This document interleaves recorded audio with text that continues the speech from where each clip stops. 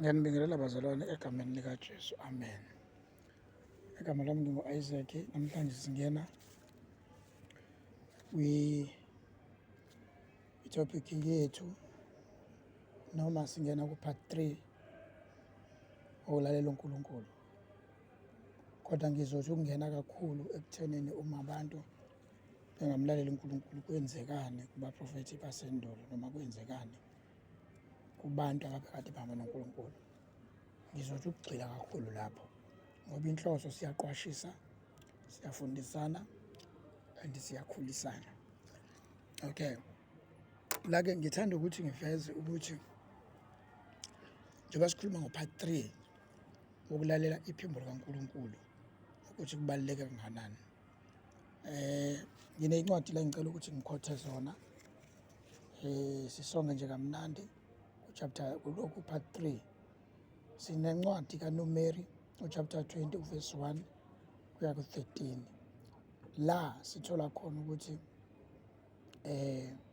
uNkulunkulu wayekhulume la nenceku le uMoses ukuthi akashaye itshe ukuze kuphume amanzi, kodwa leyo nto wayenza ngokucanuka ngenxa yokuthi abantu babelokhu bemmemeze njalo bethi bafuna amanzi. Wagcina wacanuka uMoses, akangabona ukuthi njengoba ecanuka akacanuke kubona abantu, kodwa ucanuka kuyena uNkulunkulu. Ngoba phela uma uhamba noNkulunkulu noma uyilida uphethe abantu bakaNkulunkulu, funa wazi ukuthi umaster wakho uNkulunkulu. Ngaso sonke isikhathi uma kunezinto ekufanele uzenze, funa ulalele yena, uhloniphe yena. Ngenkathi wena uveza ukucanuka, uzokuvezela ngisho yena uNkulunkulu. Bese uNkulunkulu-ke ekuphendula-ke, ngoba uNkulunkulu akamfuni umuntu osheshayo ukungena ey'nqumweni ezirongi. Ngoba ukucanuka kaMoses, uNkulunkulu wayengangena kukhona ngesizathu sokuthi uMoses kwakufuna afunde ukuthi uma abantu bekhuluma kanje, funa ngibe nethuba lokuthi ngibohle uma sengikhuluma noNkulunkulu. Ngoba ngesikhathi eshaya itshe uNkulunkulu ethi akalukhombe, lokho uNkulunkulu wathi kusho ukuthi Moses, wena usulwa nami, ushaya mina manje, ngenzeni kuwe? Then-ke lithi izwi kaNkulunkulu, Moses awusazongena ezweni lesethembiso. Akangangena ngempela. uNkulunkulu akangabheka ukuthi uMoses usehambe naye isikhathi eside kangakanani emlalela, kodwa for a day vele wadisobheya noma wangenza ngendlela uNkulunkulu abekade esho ngayo. uNkulunkulu wathi kuzomele unyukele entabeni zaseHorebhi, la afike washonela khona. So-ke ngiyathanda ukuthi ngikuveze ukuthi kubalulekile ukuthi uma siyabantwana bakaNkulunkulu, uma sihamba noNkulunkulu, sibe ngabantu bahlale bayi-check ukuthi basahamba ngawo nama-instruction kaNkulunkulu, basahamba nalo niphimbo lakhe. Ngoba inkinga ebakhona ukuthi size sibe nabantu abangama-fake kanje kulezi insuku, iyona leyo nto ukuthi uNkulunkulu uhlezi eyinto eyodwa nje. Uma ethi into ethile i-wrong, hlezi i-wrong, akakaze azathi ayi namhlanje ngathi ungazenzela nje i-right uzobe uyiyeke. No, uma into i-wrong hlezi i-wrong. So-ke lithi izwi kaNkulunkulu, uMoses wanyukela entabeni ngoba wathi uNkulunkulu sekuzomele ugcobe u-Aroni emvani wakho ngoba wena uhlulekile, yabo. So ngamanye amazwi, wonke umuntu odisobheye uNkulunkulu, ilokhuzana amandla uNkulunkulu uyawagumula kuyena awambathise omunye umuntu. It's the same thing eyenzeke kuSawula ngesikhathi elwa noDavid. Uma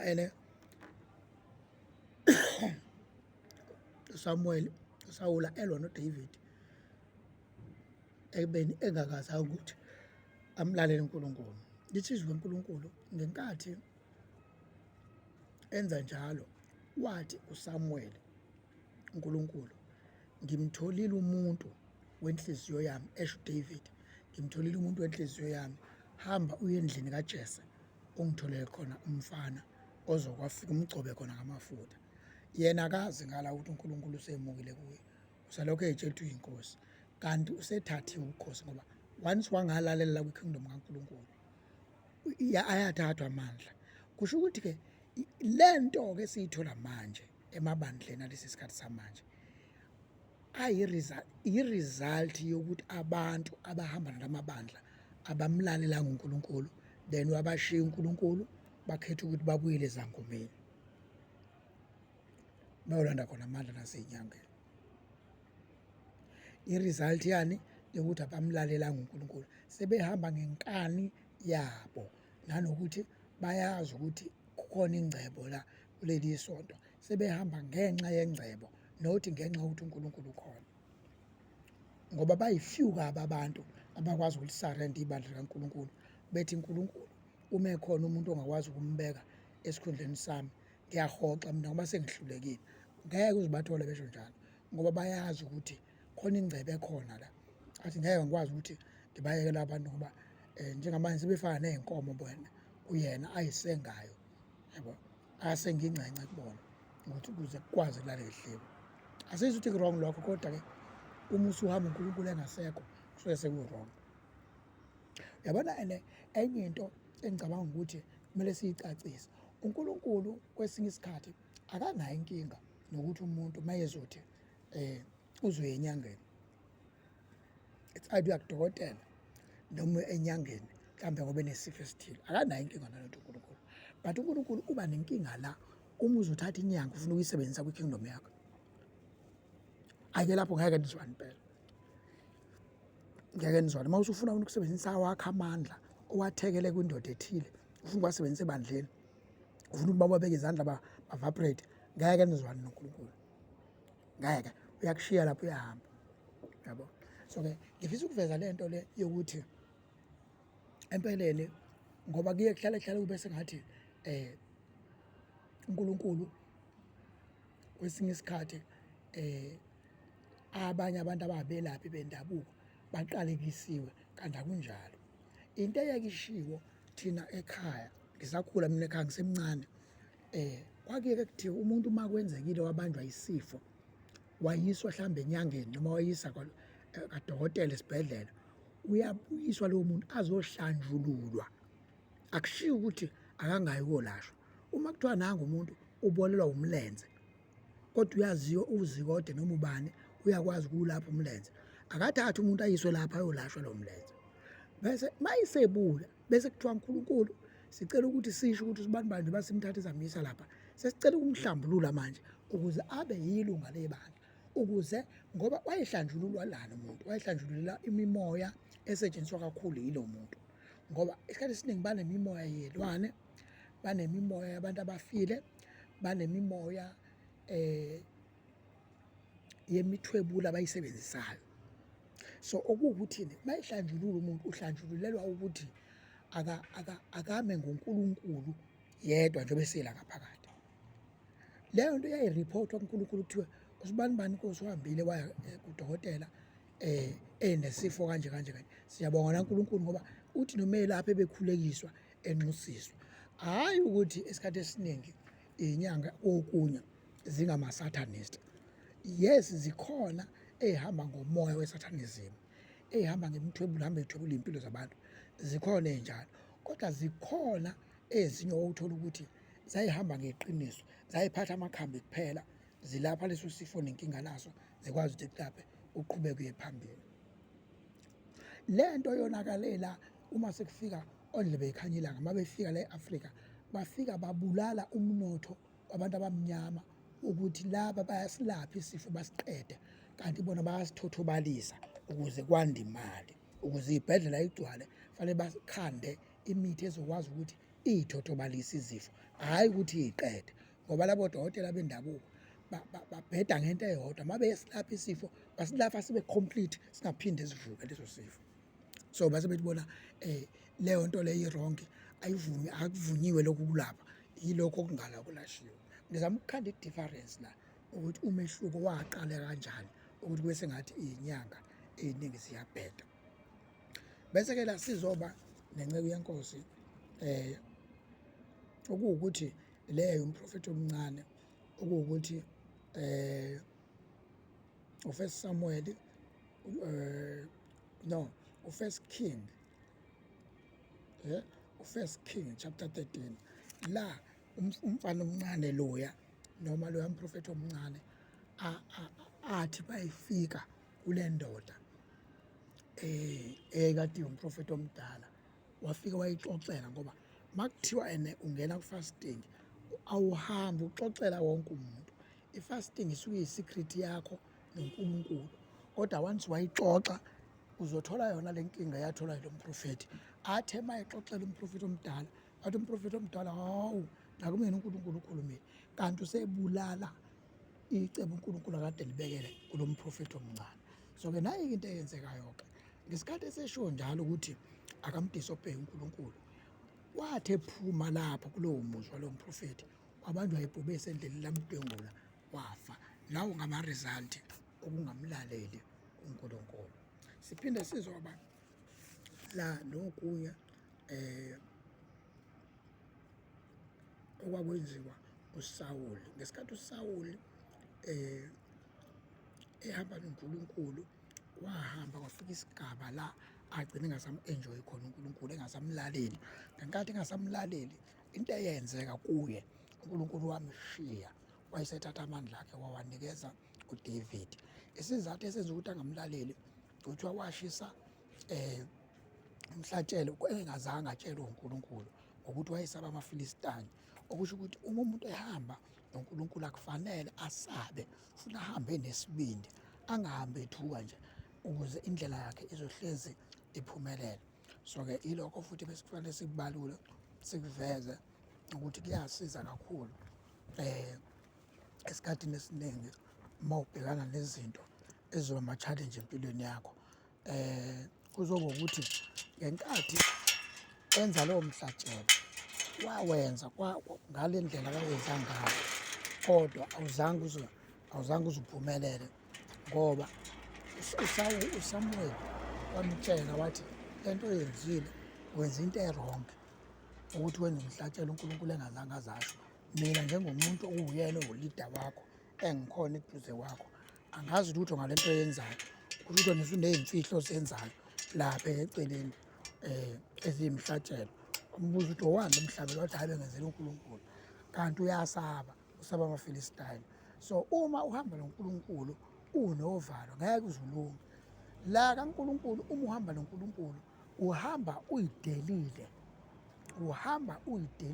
Ngamanye amazwi, uJesu mayethi ofuna ukungilandela makathabathe isiphambano sakhe angilandele. Ofuna azidele. Ukuyidela kusho ukuthini? Kusho ukuthi ngisho kungathiwa manje mangithi ngihamba noNkulunkulu ngife endleleni, kulungile, usuke usuyidelile. Ukuyidela kanjalo kwenza ukuthi uNkulunkulu kumnike i-confidence ukuthi ayihamba nenkunzi-ke manje. Kodwa uma uzohamba ugwajaze vele abona uNkulunkulu, ayikho le nto. Umuntu engihamba naye kusho ukuthi khona izinto engeke ngikwazi ukuthi ngimembulele zona ezinamandla, ngoba unovalo, kusho ukuthi akathembekile nje benovalo.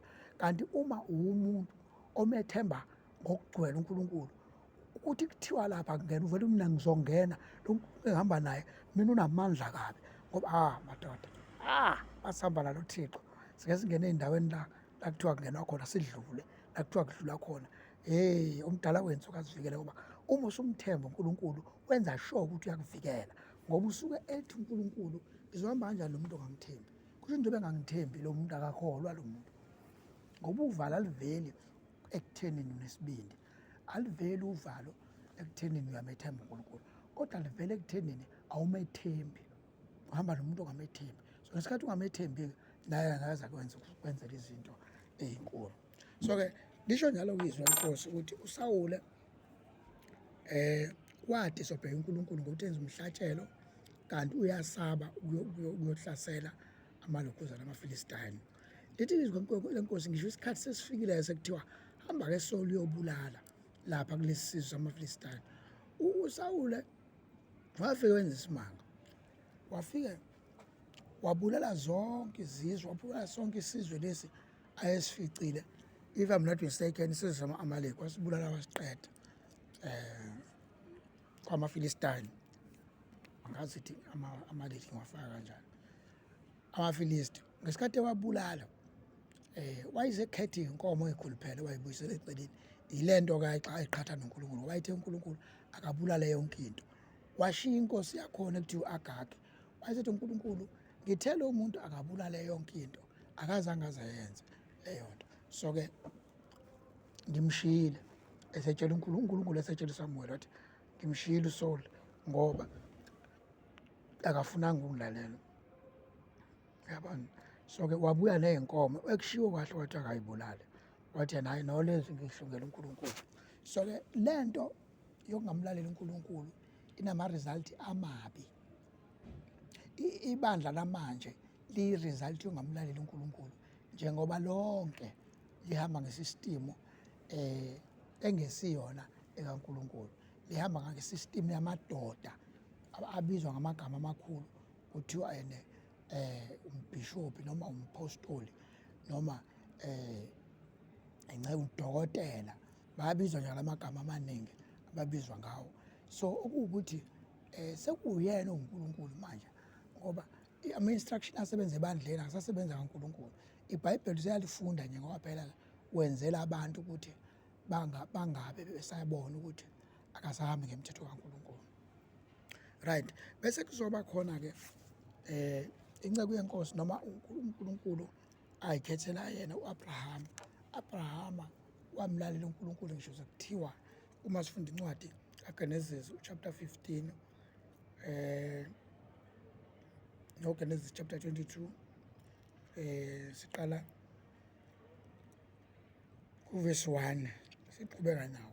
Ila sithola khona ukuthi uNkulunkulu wakwazi ukuthi basebenze kahle no-Abrahama ngoba Abrahama ngesikhathi emtshela ethi akaphume ezweni lakubo, aphume ehlobeni, aphume emndenini wakubo, wenza kanjalo u-Abrahama. Akazange lokhu equestion ukuthi ngikwenzeleni lokho, wenza kanjalo.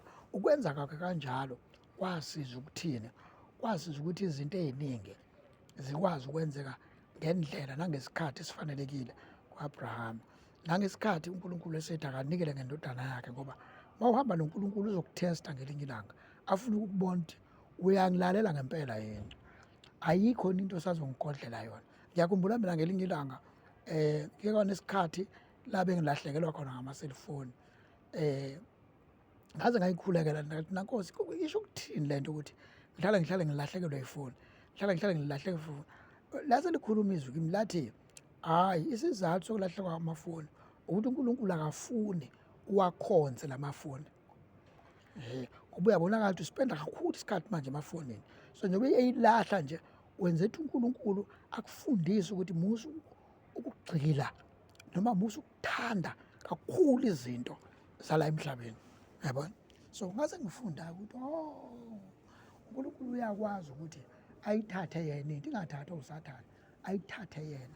Eyithathelane, eyithathele ukuthi musu ukugxila noma musu ukufokasa kakhulu kuyo, uze ukhohlwe naye yimi, uze ungabusaba nane-hour lokuthandaza ngenxa yokuthi naye isefoni, uhleli ko-WhatsApp, uhleli ko-Facebook, uhleli ko-TikTok, uhleli kuma-YouTube, awusenesikhathi noNkulunkulu.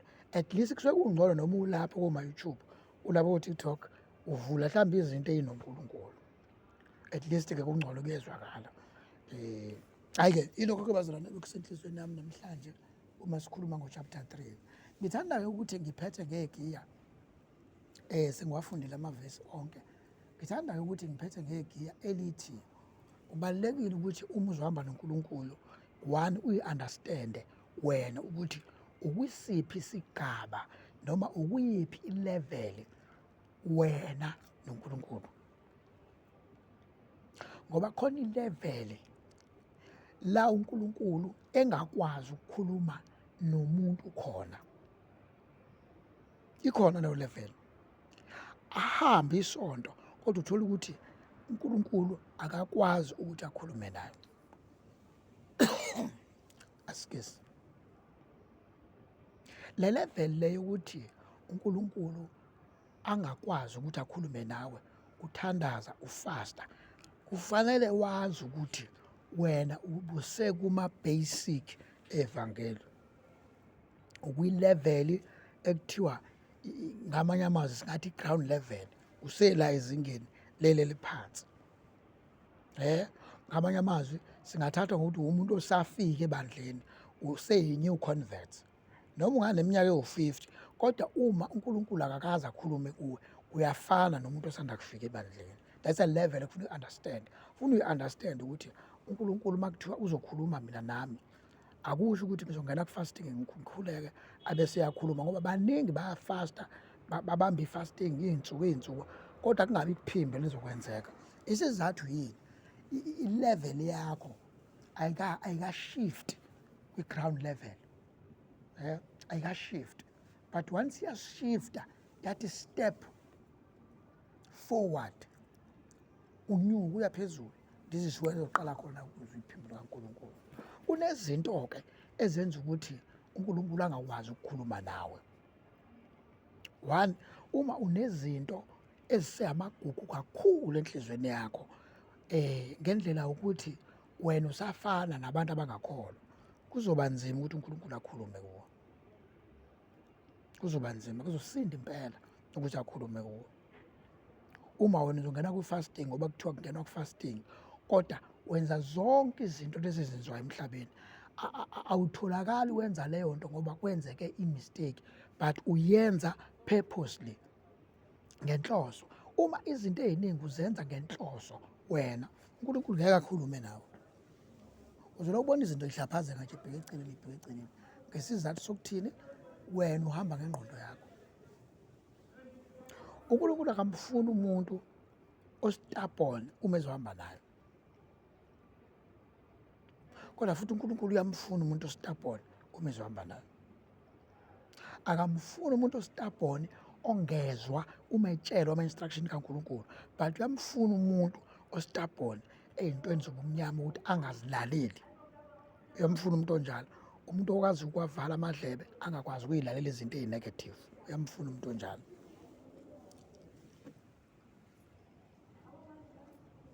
Alright, yilokho-ke bazalwane bekusekhona namhlanje ebengithanda ukuthi ngikhulume ngakho. Ngathi uNkulunkulu anganibusisa kuze liphakade. Amen.